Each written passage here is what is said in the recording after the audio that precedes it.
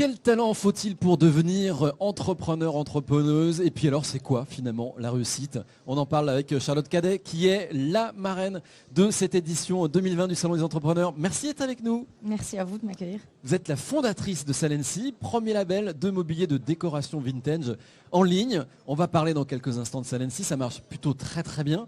Vous participez à la table ronde, 6 entrepreneurs livrent leurs clés de la réussite sur ce salon des entrepreneurs. Et on a envie de vous entendre sur comment est-ce qu'on devient entrepreneur, quelle qualité faut-il? On imagine déjà qu'il faut de l'intuition, faut avoir une idée, puis derrière, il faut la concrétiser. Absolument. Je pense que pour être entrepreneur, il faut effectivement de l'audace. On en parle souvent pour oser franchir le cap, se lancer. Et puis ensuite, effectivement, de la persévérance aussi pour arriver à traverser au quotidien les difficultés, les challenges, relever les challenges et puis vivre un peu ces montagnes russes qui sont portées par l'entrepreneuriat, à savoir les hauts et les bas en permanence. Donc savoir célébrer des réussites et aussi affronter des difficultés. Et c'est beaucoup de travail, et ça, faut jamais oublier de le dire. C'est du travail, effectivement. Ouais. Voilà, on compte pas ses jours, on compte pas ses heures, bien évidemment. Il faut de la persévérance. Et puis alors, c'est quoi la réussite? Parce que bon, vous avez démarré, vous aviez 25 ans. Je ne vais pas vous demander quel âge vous avez maintenant, mais c'est combien de temps que vous avez lancé Salency? Ça fait 5 ans. Voilà, donc on sait. Et donc, vous avez déjà réussi. Donc, c'est quoi pour vous la réussite?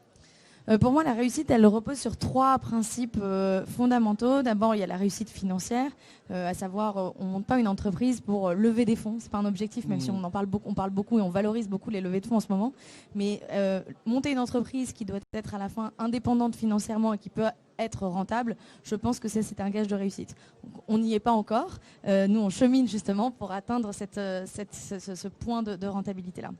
Le deuxième élément pour moi de la réussite, c'est aussi l'épanouissement humain, alors l'épanouissement personnel, mais aussi l'épanouissement de son équipe, et faire en sorte que les gens soient heureux de venir travailler au quotidien. Je trouve que c'est quand on arrive à atteindre ce point-là, c'est effectivement un beau gage de réussite pour une entreprise. Et peut-être le dernier point, on en parlait ce matin et Bruno Le Maire le soulignait à juste titre, c'est pouvoir aussi construire une entreprise à impact, avec un impact positif sur notre société. Et je pense que ça, effectivement, quand on peut réussir à combiner ces 3 éléments-là, je pense qu'on peut considérer qu'on est proche, effectivement, de la réussite d'une entreprise.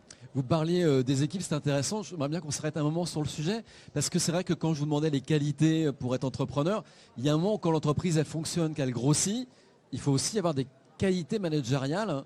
Il faut savoir encadrer une équipe, la porter, devenir leader. C'est pas si simple non plus. Non. C'est pas simple. Effectivement, au départ, les qualités de l'entrepreneur doivent être celles d'un fédérateur. Il faut savoir fédérer, il faut savoir rassembler autour de son projet. Il faut convaincre finalement les gens de rejoindre un projet, surtout au départ, quand le projet n'a pas encore fait ses preuves, c'est peut-être là le plus difficile. Donc quelque part, c'est des qualités de commercial, en fait, tout simplement. Je pense qu'un bon entrepreneur est aussi un bon commercial. Et une fois qu'il a fédéré ses équipes, c'est les faire grandir, les accompagner. Et je pense qu'il faut se découvrir effectivement une passion ou en tout cas une sensibilité aux enjeux et problématiques RH qui sont vraiment de la gestion humaine, quoi. Alors Salency, pour terminer, belle réussite, vous l'avez dit, hein, vous n'êtes pas encore... C'est encore en chemin. Exactement, donc vous avez fait une levée de fonds de 15 millions d'euros l'an passé. Ouais. Avec quel objectif en fait? L'objectif de cette levée, donc effectivement pour nous c'était justement que cette levée nous permette d'aller à la rentabilité en maintenant notre forte croissance. Donc on a toujours une croissance à 3 chiffres après 5 ans, ce qui est assez important et assez encourageant dans notre aventure entrepreneuriale.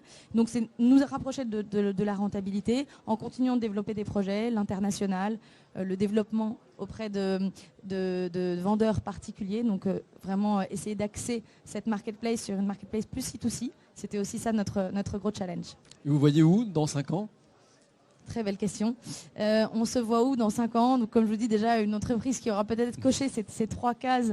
Il ne reste plus que ce point de rentabilité. Dans différents pays, aujourd'hui, on est 20% du business est porté par l'international. Donc, on espère pouvoir faire grandir cette part-là, continuer de nous développer dans des nouveaux pays et notamment les pays du nord de l'Europe qui sont très preneurs et déjà très avertis sur le sujet de la brocante ou le sujet de la seconde main aussi plus globalement. Continuer à nous développer et puis continuer à recruter des beaux talents pour nous entourer dans ce projet. Merci Charlotte Cadet, Merci à vous. fondatrice de Salency et donc ambassadrice de cette édition 2020 du Salon des entrepreneurs.